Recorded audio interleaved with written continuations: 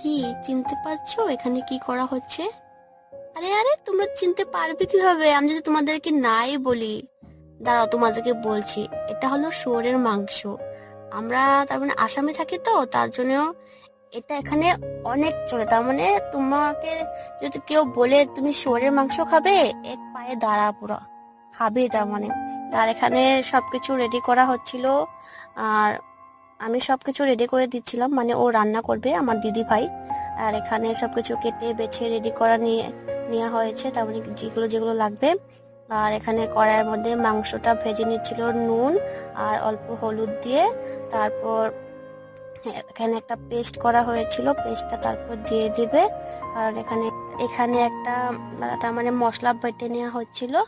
এখানে আছে টমেটো, তারপর রসুন, আদা, তার মানে যা যা দরকার লাগে মাংসের মধ্যে নর্মালি এটার মধ্যে সেরকমই দেওয়া হয়েছিল।